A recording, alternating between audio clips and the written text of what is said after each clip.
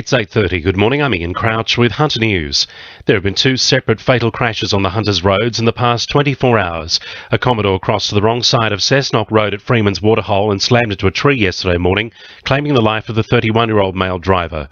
Sergeant Dave Rose says a few hours later, emergency services were called after a motorbike ran off Putty Road at Milbrodale and crashed. A male rider believed to be aged in his 50s died at the scene. Officers from the Traffic and Highway Patrol Command and the Hunter Valley Local Area Command attended and commenced their inquiries.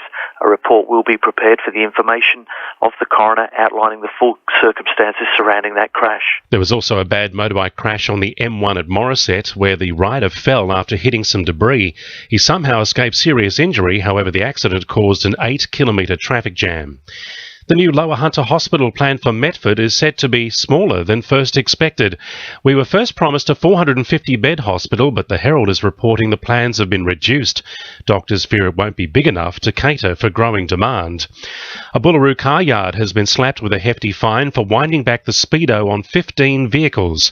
The Discount Car Centre and 4 employees have been ordered to pay almost $50,000 in fines and court costs for tampering with the odometers in 2013 and allowing them to sell the cars for a lot more than the original price. One of the cars had 175,000 kilometres wiped off the clock. Upper Hunter landowners will soon have better access to Hunter Local Land Services, with a new branch being opened at Scone TAFE on Wednesday.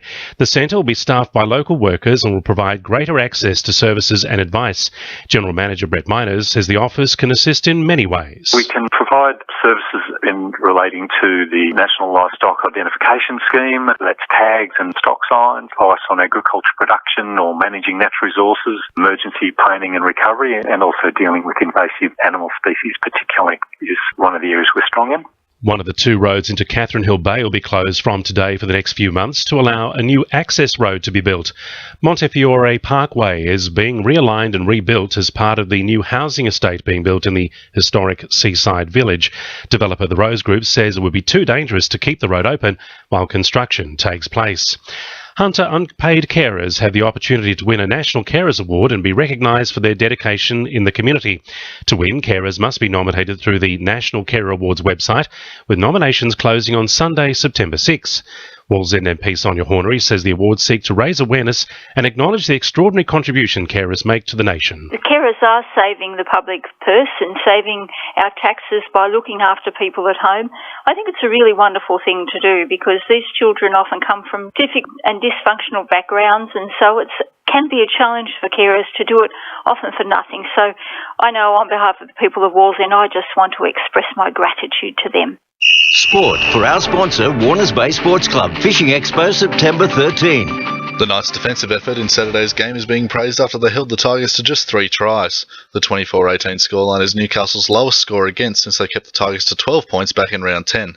Captain Kurt Gidley says his team can take pride in their performance on Saturday. I think the first part about today that we should be proud of is defensively, and that's been letting us down for a fair part of the year in different games, and lapses in concentration and lapses in defence at times, and that's the proudest part about winning games is when you defend well.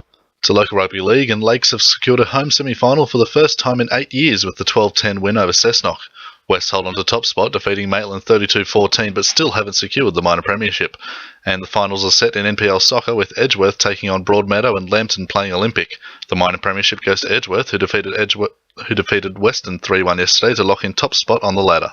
That's sport. I'm Jonathon Momsen. 2 in your RFM News Time, 26 to 9.